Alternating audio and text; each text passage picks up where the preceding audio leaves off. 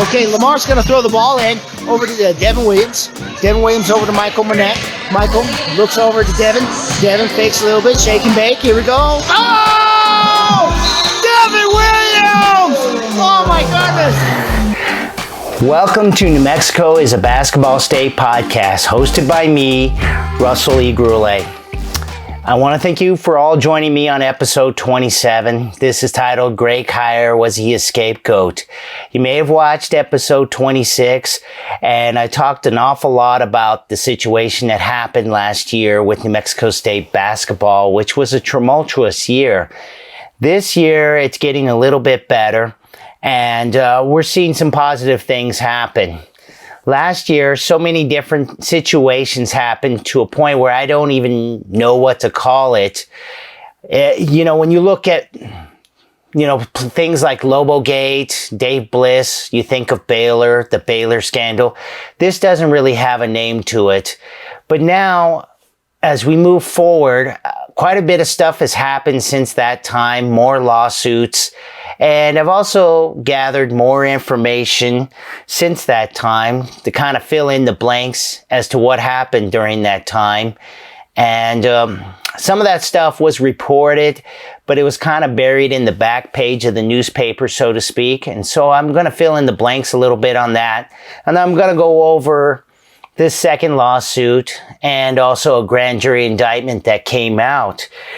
And first, just to update you, the first lawsuit was a civil lawsuit filed by Jolene Youngers, which was an $8.8 million settlement for William Deuce Benjamin and Shaq Odanewu, former players at New Mexico State. Now she's filed a second civil lawsuit on behalf of Kyle Fiat and a former player who wishes to remain anonymous and a student manager who wishes to remain anonymous. And so that happened about a month ago. And now, after that, we've had a grand jury indictment from what is now called the New Mexico Department of Justice, headed by Attorney General Raul Torres. He filed 37 felony counts against defendants Kim Aiken Jr., Dr. Bradley, DeShondre Washington. They had their first hearing, and they all pled not guilty, and it is now on a track 3, which means they have 455 days to get that thing started and to have that trial and see what happens there. But first, we're going to go back in time a little bit and set the stage. We're going to go back to the Mike Peaks shooting, which a lot of you all know. And I'm going to go over a few things. The administration, from what I found out, told the Aggie basketball team to head back to Las Cruces, get on the bus that Saturday, the day the rivalry game was canceled in November of 2022. So they headed back to Las Cruces, and that's when a New Mexico State police officer, David Escobel, met them at a rest area to get evidence. Now, there's been several phone calls before that time with NMSU administration that show that they were pretty much in charge of that whole thing. You have one phone call between associate head coach Dominic Taylor with Mario Maxia, the athletic director, and he's asking what to do with Mike Peaks' gun, which he has wrapped in a towel in his room. And Mario Maxia tells him to leave it there, but he instead gives it to David Escobel. And that's one clear instance of the administration being in control, because Dominic Taylor didn't call anybody else but the athletic director to find out what to do with the evidence. And there was another phone call between David Escobel and Ron Cartwright, associate athletic director, who was in Missouri at the time with the Aggie football team. And he's asking to try to get some evidence. And he talks about how he watches the players get on the bus. And what's interesting about that is that David Escobel never seemed to get out of his car and go find out why the Aggie basketball team is leaving and getting on the bus and getting his evidence, which he has search warrants for. So that was quite interesting. But he talks to Brian Cartwright, and Brian Cartwright doesn't act surprised that the Aggie basketball team is getting on the bus. And so that's another example. And then you have faculty athletic administrators. These are people that go on the road, buses, planes, trains, and hotels with the teams at New Mexico State University. And so here, these people, according to their handbook, answer to the chancellor at that time and the athletic director. Well, one of those faculty athletic representatives had Mike Peake's phone, which is quite interesting. You would think that maybe the phone would be in Greg Heiar's possession, but it's not. And that's what's really odd, curious. But it's in his possession at his phone. In fact, he's quoted in the paper saying that he was happy to get rid of it because it was ringing all night. So you have those three instances right there. And you also have video and interviews where it just seems as though there was a lot of chaos in that whole situation.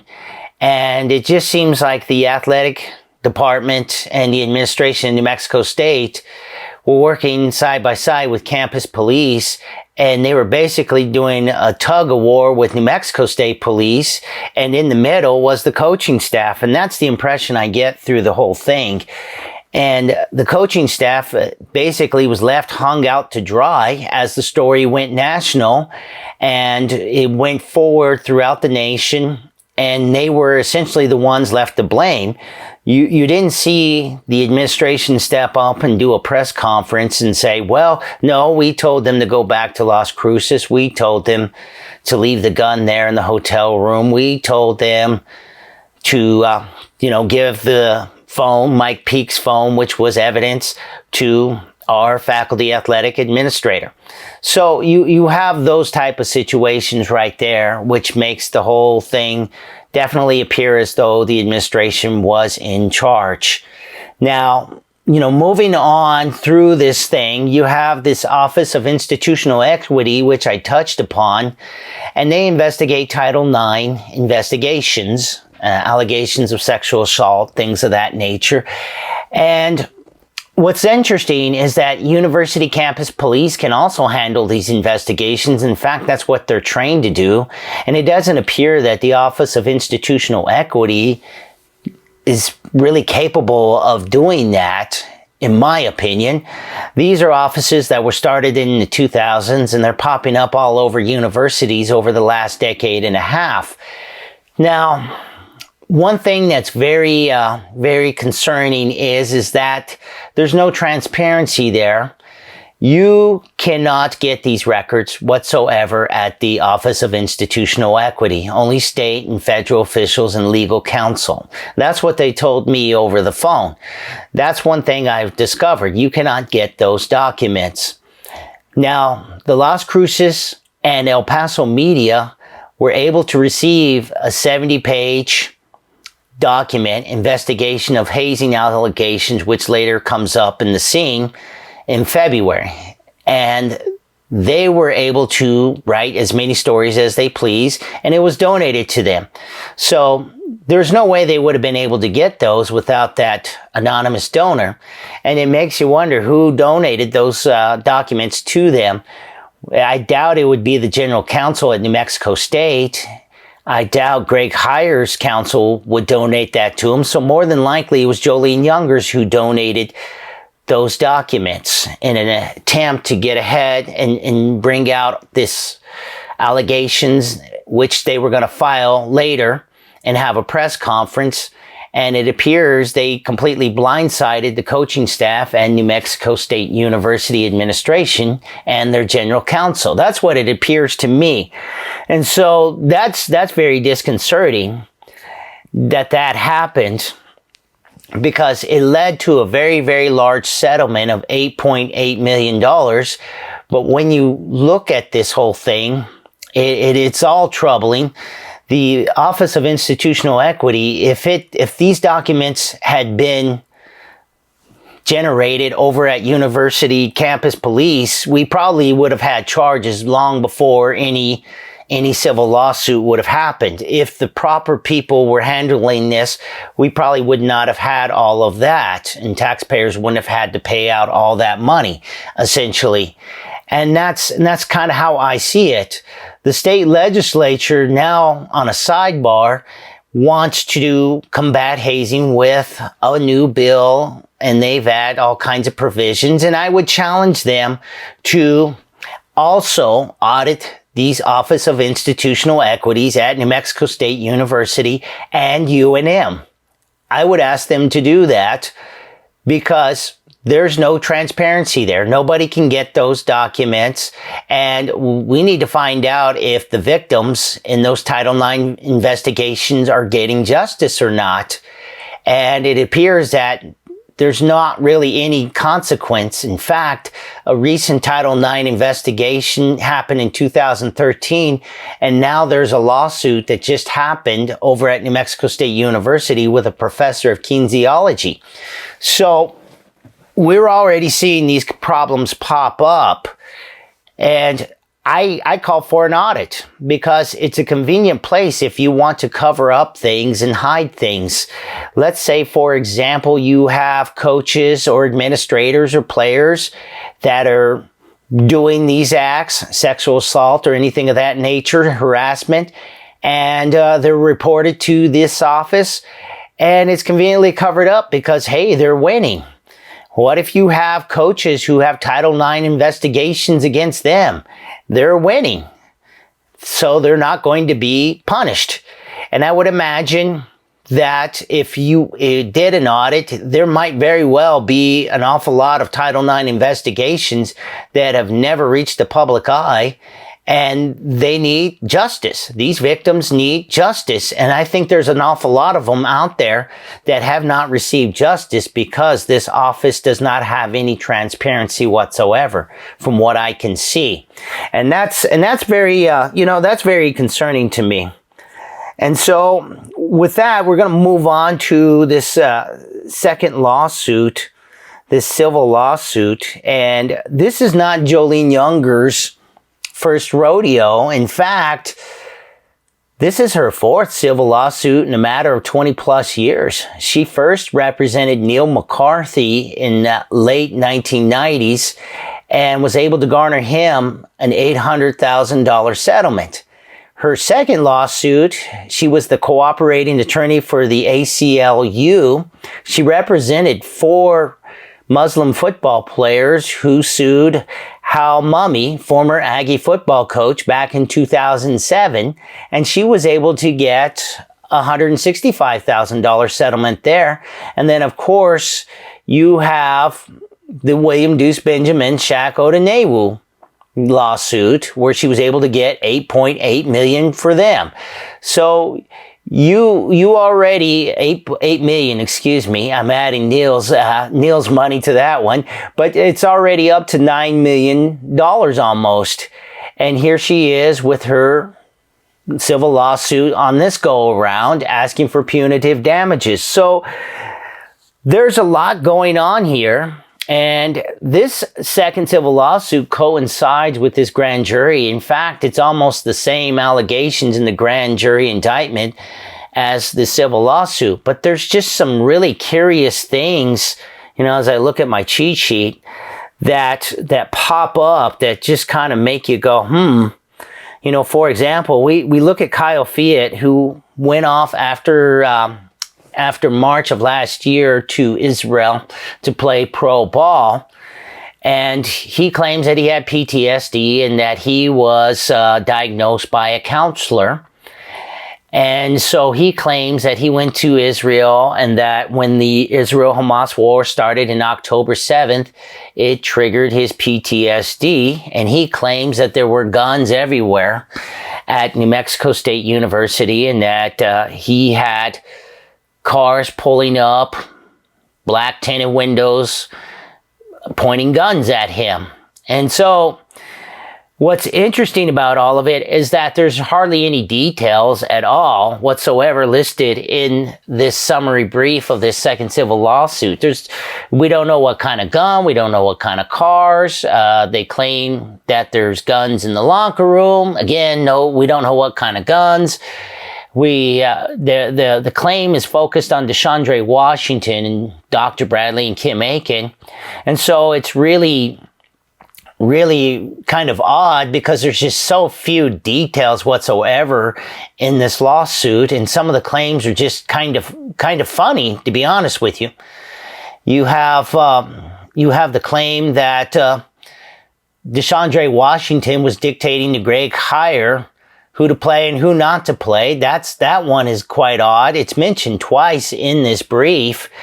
And I guess if we're to believe that a 20-year experienced college head coach would hand over his livelihood to a 20-something-year-old man who's only going to be there about a year, as far as his job duties are concerned, that seems very far-fetched. It just seems very, very far-fetched to believe that one at all. In fact, I don't believe it at all. It sounds like something you'd hear in high school, or maybe LeBron James and David Blatt in the NBA quite a few years ago, but I just don't buy that one at all.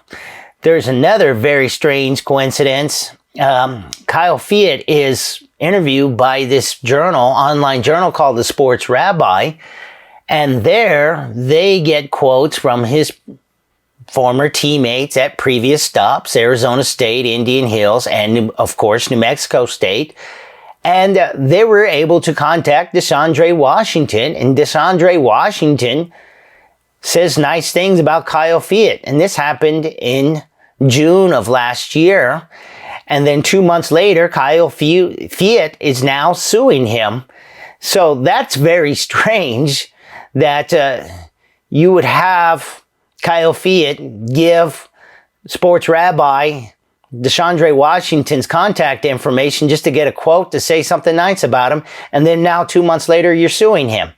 It's very strange. It doesn't make sense, whatsoever on that one. And it appears that Kyle Fiat didn't play hardly at all in Israel, and he came back, and now he's claiming all these different things as far as guns and things like that.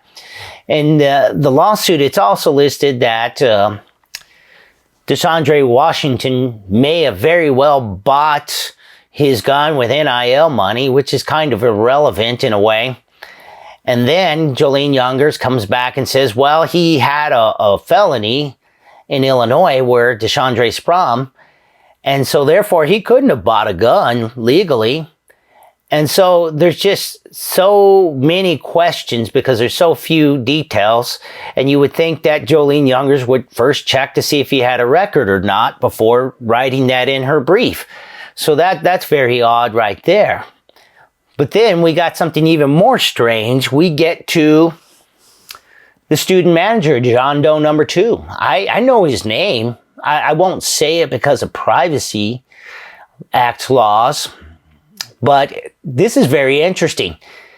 He has a father that works for an NIL collective and is a director of that collective for New Mexico State. So, in fact, his father is doing business with Mario Mexia, who he is suing. So it's very strange in that aspect. You've got a father and son duo here. The son suing the university, the athletic director and the head coach. And here his father is doing business with the athletic director. So it doesn't make sense as of right now. It doesn't not make sense at all. And it appears that he's also in the Grand Jury Indictment. In fact, he is. His name's in there. And all the allegations tend to match up with the civil lawsuit. And they're running coinciding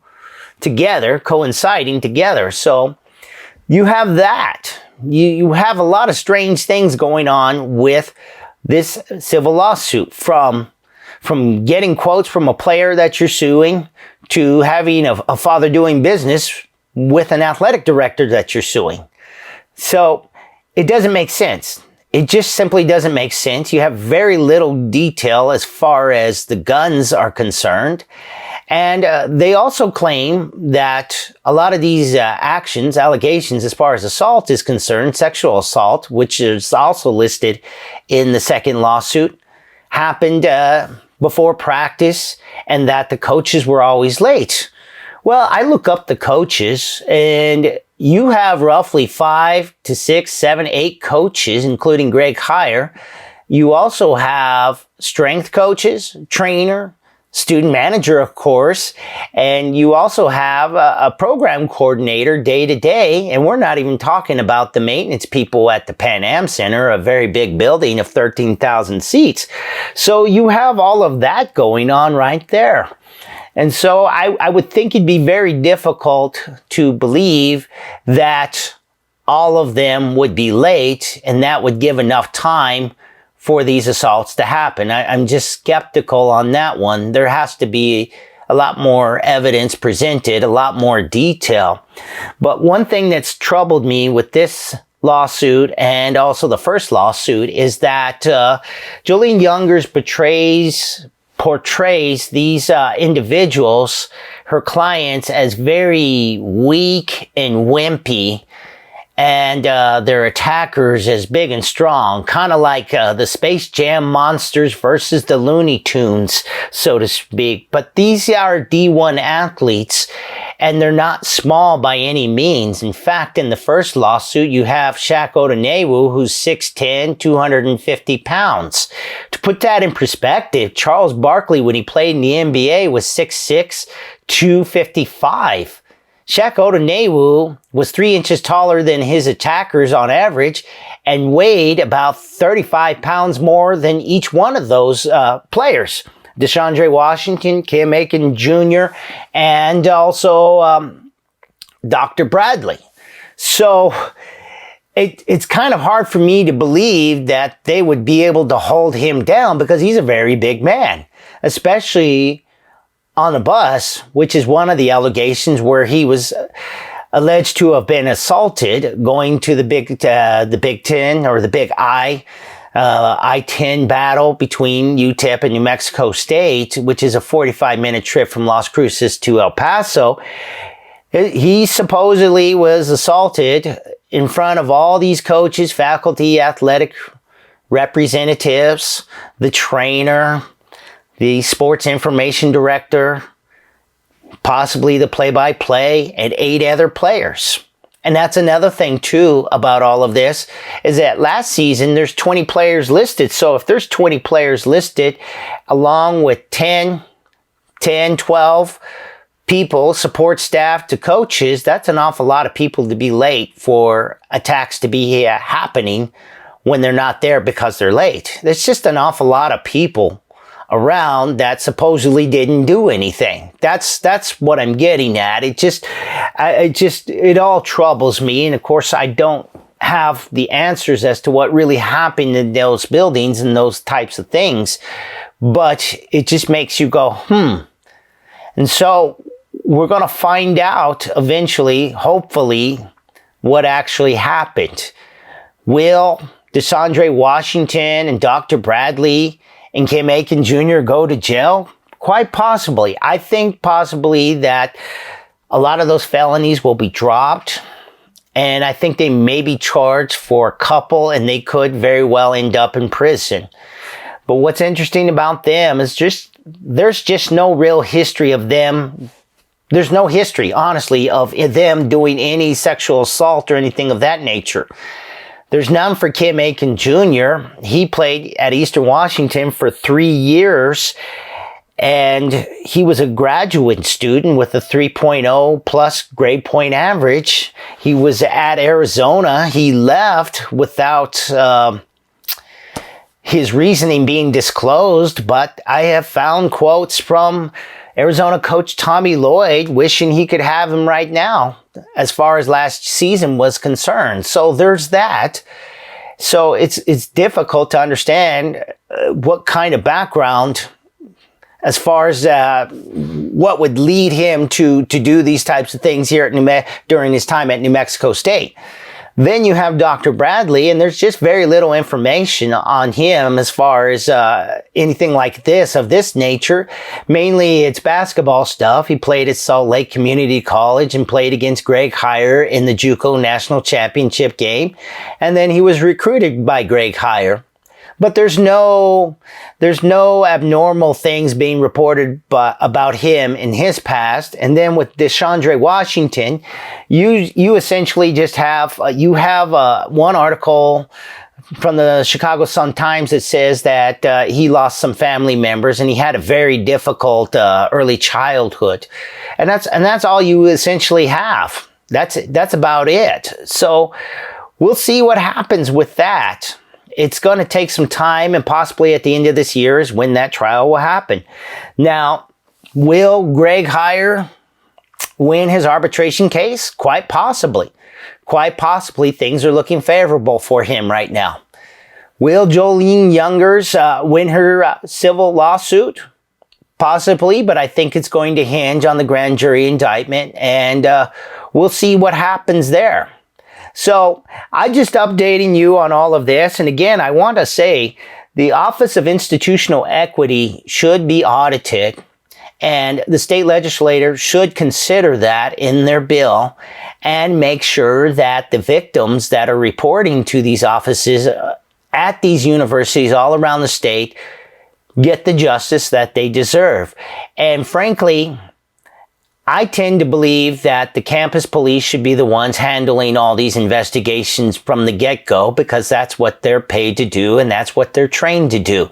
So I look at it this way. Maybe we don't need an Office of Institutional Equity. We've successfully have had universities function for decades and decades, for hundreds of years now, without them. They've only been around for about a little over a decade, and I think they've done more harm than they've actually done good.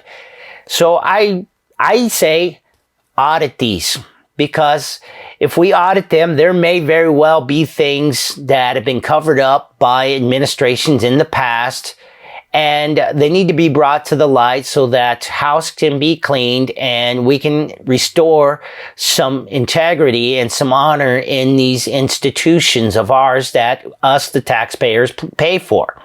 So with that, that's primarily what we have going on now. So I'm going to give you my take on 4A, 5A, high school basketball, tell you a little bit about my situation this season as far as covering basketball, and we'll go from there. And I'll share a few observations I've had this season and how things are going. So stay tuned for that second take.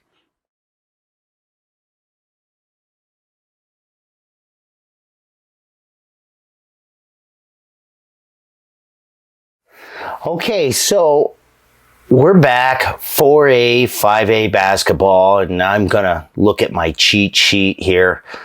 I'm just going to look at everything and just give you my thoughts on a lot of stuff today.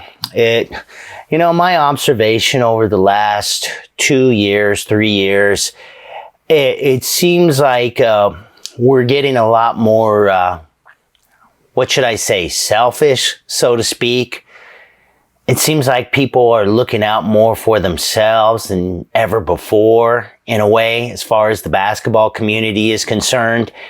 And it seems like there's a lot less support than what there used to be before, let's say, the pandemic happened. And that's kind of sad. And really, to put it in terms that best understand, it seems like people would rather feel good than be good. And that's what it comes down to. I think people would rather feel good than be good right now. And a lot of players are looking for validation more than ever before. And it's getting to a point now where, we got to give everybody a trophy. That's how I'm kind of viewing it right now. And it makes it a lot more difficult to cover the scene, because there's always people that feel like they're being slighted. And back in my day, it was more about It was more about what your game was all about. What your game did the talking, not your social media. That's what I'm getting at. Your game is what did the talking. In my day, we didn't have social media. We didn't have all these different highlights or anything of that nature. We had hardly any rankings at all to give us exposure. We had none of that. When you really get down to it, we had none of that. So it was all about your game, and people talked about it. And when people talked about it, other people heard about it and they showed up to watch. And that's when we had gyms that were full of spectators and cheering loud. And that's when schools were really competing against each other and wanted to beat each other. Because competition is the greatest thing, to see who was the best and see who could win and this and that. That's when winning felt so joyous and losing was so painful. That was back in the day. Now, you guys are very fortunate that you have all this social media to get you that exposure, to get you that opportunity to possibly play at the next level. But it seems to me that you're so more concerned about the exposure than actually working on your skills that could translate to college. That's the thing. You got all these players that think that they're college material, but in reality, they don't have hardly any skills that translate to college. That's where the problem is. You have players out there doing moves that they're not good at yet. And I say yet. And I want to say this. Do the things that you're good at in the game, not the things that you're not good at. Don't do the things that you're not good at in the game. Let's be honest, because you're more than likely going to fail because you have not developed that consistency. And that's where we're at. Do the things that you're good at. Take a critical look at yourself and see what translates to college, because college coaches, they're building their teams. They're a puzzle. They'll say, I need a point guard, I need a small forward, I need a center, I need something like that. I need someone at 6'4", 6'5", needs to be able to catch and shoot, needs to be able to dribble drive, at least finish with contact at the rim. If you're 6'4" and you're in high school, do you match that description? That's what I'm getting at. If you're a point guard, I don't need you to shoot a bunch of threes. I need you to be able to pass the ball and get assist to my big men or to my spot up shooters. It's much different in college than it is in high school. And a lot of kids, if you want to know if your game translates to the next level, go play with the rec league guys. Go play with the real kings, people like that. Where the guys that are in their 20s that have already played college ball, the guys in their 30s, go play there and see what skills are effective there against those guys. And then you'll find out if your game actually translates to the college level. And those are the things that I'm getting at. Be good, and then you'll start to feel good. Okay? Reverse it. Instead of trying to feel good right now, and be good, and then you'll feel good. That's how it works. Accept who you are right now. Take action, and you will naturally get better. Don't worry or be obsessed about getting better. Just take action and you will naturally get better. Accept who you are right now. Take action and you will naturally get better. It's a lesson. It's a tough one to learn. Be willing to take that constructive criticism outside your circle. Be willing to accept what people say because they're looking from a different lens, a different angle. And take it for what it is. I learn from my haters and I learn from my fans. I learn from both of them. I do. It's like if this guy gives me an insult, I'm like, okay, you know what? He's a little bit right. Sure, he's trying to hurt my feelings, but in reality, I'm learning that I could be better. Even though he's trying to insult me, I'm still learning that I could be better at that aspect that he's insulting me. You get what I'm saying? That's how you grow. You just keep on growing. You're always growing. So those are kind of the things I wanted to get off my chest. Be good and you'll feel good, okay? Don't worry about social media. Just be good and you'll feel good, and people will start to talk about your game. Work on your game. Just focus on your game, what translates to the college level, what translates and helps your team win. Make smart plays, take good shots, and you'll be fine. And you'll truly enjoy your high school experience. I guarantee you that. I promise you that. So, with that, I got that off my chest. I'm going to talk a little bit about 5A. Right now, Volcano Vista is 17-1, 7-game win streak as I'm looking at Max Preps here.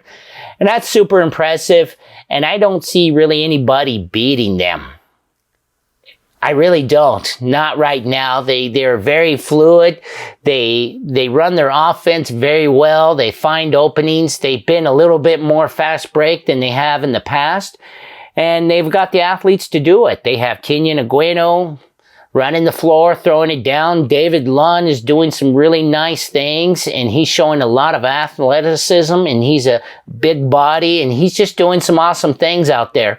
And so I'm kind of looking at Volcano Vista to just run the table here with what they've been doing. And I believe they lost to Cleveland, and that's the only one that's been able to overcome them.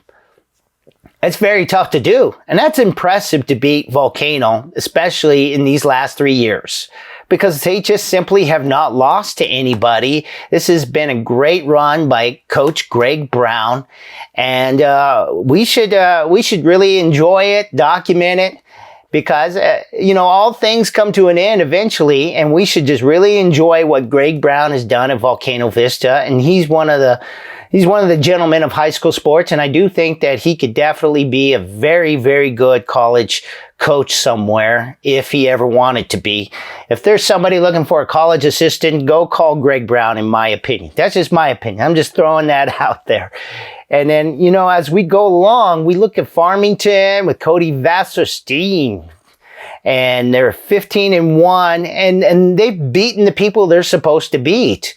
And they've been doing really, really well this year, especially considering what they did last year. They fell just short of the state tournament last year. But this year, I think they're going to be a lock for the state tournament. I could see them quarterfinal, semifinal, depending on the seeding, that sort of thing, and depending on what they can do. But another one that's done really well since the beginning is Oregon Mountain. Oregon Mountain has Keani Wilson. You have Lenny Washington and Brandon Keyrez, and this group is 14-1, and they have a 13-game win streak. And their only loss is Volcano Vista, and that was the second game of the year, so I kind of give it a little bit of a mulligan, because Volcano had 6 games under their belt when they played in Las Cruces against Oregon Mountain. And they did beat Oregon Mountain by about 20.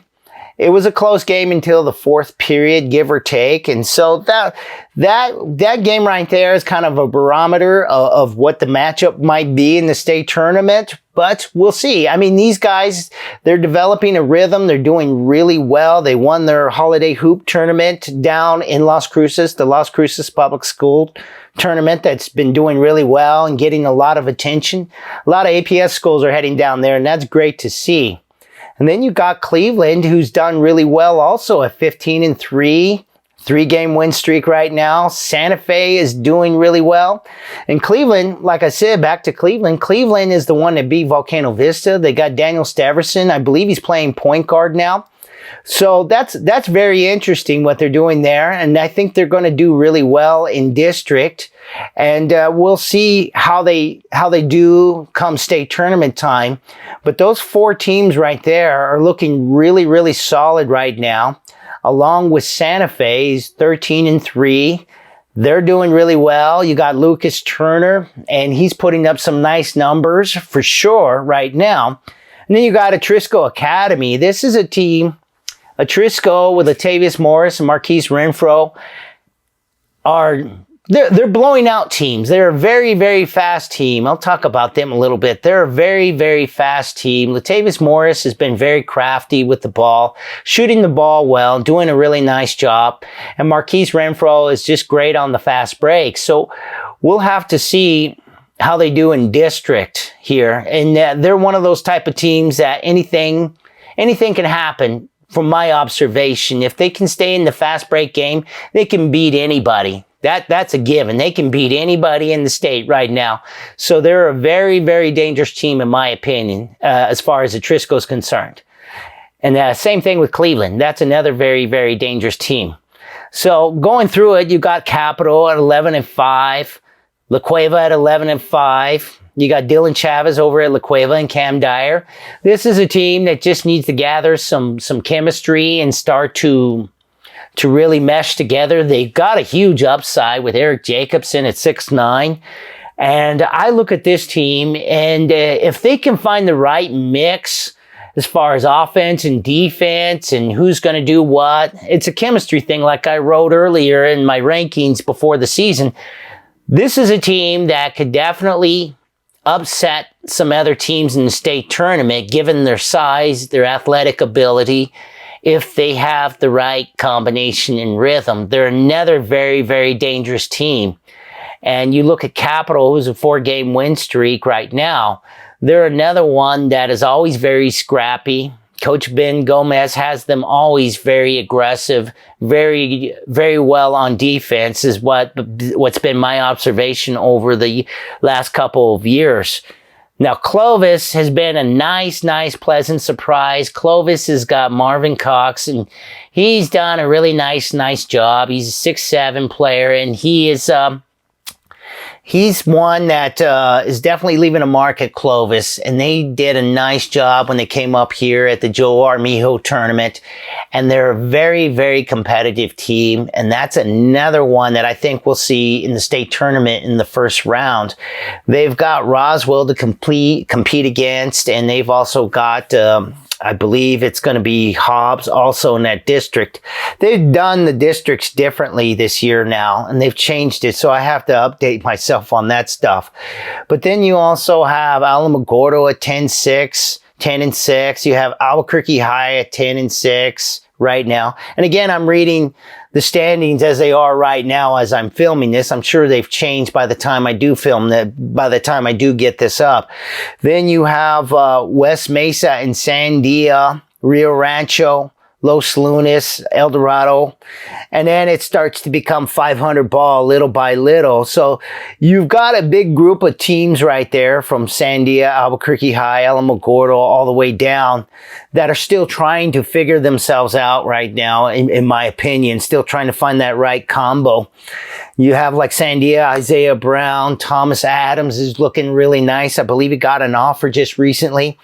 That's a team that could be pretty scary and could knock off some people in the state tournament. That's one to definitely keep an eye out for. And same with West Mesa. You have Esteban Espinosa, Julian Hernandez, and Elijah Brady. So that's another very interesting team that if they can get the right mix, right combo going, they could go on a streak. Any one of these teams could go on a streak. Rio Rancho's another one. Jaden Johnson, I love watching him. And then you got Los Lunas, and you got Jalen Holland. Jalen Holland, the state's #1 player, okay? He's the #1 player. 11 D1 offers. He is carrying that team, and we'll see how things work out. If there's going to be some other players stepping up for them. They've played a tough schedule. They've gone to Hobbs and other places, and it's been pretty rough for them right now. They're just above 500 right now at 9-7, and you got some other teams that have been struggling too. Rio Grande, Centennial, Las Cruces, Mayfield, Hobbs, Gadsden, Manzano. Manzano's really struggled a little bit. Some things have happened there, but I think they can maybe turn it around in district play. It's district play. It's a new season, and that's one way to definitely look at all those things. So with all of that being said, right now it's Volcano, Oregon Mountain, Farmington, Cleveland, Santa Fe, or Trisco. And I would leave it at those teams that are really peaking right now and are going to be very tough in district. And those are kind of the teams that look like they could win a state championship. There's some others in there that have the ingredients, so to speak. It's just a matter of finding the right combination, the right rhythm and chemistry for them. So we'll see what happens in district play. So that's just my takes on 5A right now. And I'm going to look over at 4A. And in 4A, you've got two teams that definitely, I think, are going to be right there at the end. And that's Albuquerque Academy, Valley.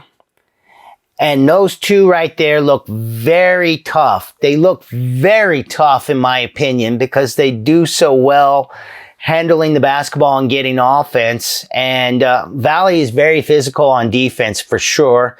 And you got Albuquerque Academy with Joe Jack, Justin Mask, and then you got Dylan McCleskey. And then, of course, Valley has got some really nice players in Julian Chavez and Tyler Klozowski. I hope I'm saying his name right. So you've got those players right there. And so as long as you've got good players, you got a chance at a state tournament in 4A. That's for sure. 4A is always hard to guess as far as I'm concerned over the last couple of years. And then you've got Highland, who's got, I would say, the best shooter in the state in Jesus Licon. I would say he's the best shooter in the state. And like I was saying about translating to college, his shooting's going to translate to college, in my opinion, because he is hitting from 35 feet out from three-point land. I mean, he's just a very difficult player to guard as far as shooting is concerned. And so as long as you have a good shooter and he's on fire, Highland's got a chance. They got Raul Stanford and Asai Herrera. Those guys, they'll have to keep on developing, and Highland will be another very, very difficult team come state tournament time. So to me, those three teams right there look like the front runners right now for a Final Four in the 4A state tournament. So I'm looking at all of them, and we'll see who breaks out and really gets hot and starts to peak at that time for the first round of the state tournament. You look at Grant, who's got a 12-6 record. Portales is tough. Hope Christian has won 5 in a row, and they're 10-6. And I want to mention this about Hope Christian, okay? Jim Murphy, Hall of Fame coach Jim Murphy, was at number 48th all-time in the nation for wins. Yes, wins. He is number 6 all-time active winningest coaches in high school basketball. I mean, we got a legend here in New Mexico, and he's won 10 games this year, and that's moved him up to, I believe, number 43 or 42 as far as his place in the all-time winning list of high school basketball coaches in the nation. So if he wins about 7 more, I think he'll pass 2 or 3 more coaches who have long since retired. And so he could end up being ranked in the 30s as far as all-time winningest coaches. So that's really interesting to see right now what Jim Murphy's doing. He is moving up. He's moving up to the east side for sure. And so that's exciting to see what he's doing as he keeps coaching and his career gets longer and longer and longer, and it keeps building and building. So I just wanted to point that out. He moved up quite a few spaces this season already. And then you got Lovington at 11-7. You got Julian Arroyo, a really nice guard, averaging about 18 points a game. And they also got Cale Covington, who's a really nice player at 6'4". Guy can slam. So definitely check him out for sure. So that's another dark horse team. Artesia is another one that has Kincaid at 6'8". I think his name is Brian Kincaid. I hope I get that right. But you also have Charlie Campbell, a sophomore, super soft. Definitely somebody we'll talk about in the future. And they're still developing. And then Valencia at 10-7. They're very scrappy. And then you got quite a few others: Pewaukee Valley, Bernalillo, St. Pius, Belen, Kirtland Central, Chaparral, Moriarty, Los Alamos, Taos. All these teams are trying to figure themselves out right now. Del Norte, Aztec, Deming. They're all trying to figure themselves out. They're all kind of in the woods right now. And it's just a matter of getting a streak in district. That's all it comes down to. Their season isn't over by any means. So if any of those players watching right now, I'm telling you, your season is not over. Valley, I'll give you an example, about 4 years ago was 13-13 for the season. 13-13, and they won a state title. Okay? They were able to get in due to district. So don't lose faith. Win district. That's what you got to do, is you got to win the district now. That's where you're at. If you got a 6-12 record, you got a 6-10. If you're a 7-8, 8-8 record, you got to win district. Get hot. Get hot. Bottom line, get hot and get yourself in that state tournament, and anything could happen. So with all of that being said, right now, 4A, I see Albuquerque Academy, Highland, and Valley as basically the front runners. And I see them all possibly meeting up in the Final Four of the state tournament. You could possibly see Hope, Christian in there, and Lovington. And Grants, we'll see what Grants does. They're at 12-6, and Portales at 11-6. So we'll see what happens now in district. That's the key. Win district, you get a chance to go. And that's for anybody and everybody, 5A or 4A. So I'm wrapping it all up with all of that. Like I said, be good and you'll feel good. Be good and you'll feel good. Just take action and you will naturally get better.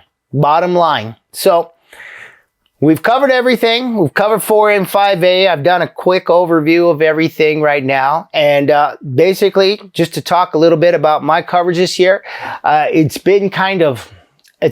know it's probably been a little bit slow, but it's just that I don't have as much time this year as I normally do due to work and everything else that has happened in my life, okay? And plus, the NMAA has not been very helpful to me. So maybe I will talk about that at another episode or something of that nature. But that's kind of the bottom line. So I might not even be able to cover the state tournament this year. Again, I don't know. A lot of complications have happened, and the NMAA has not been very helpful. So I'm just dropping the hints right there. That's just the way it's going.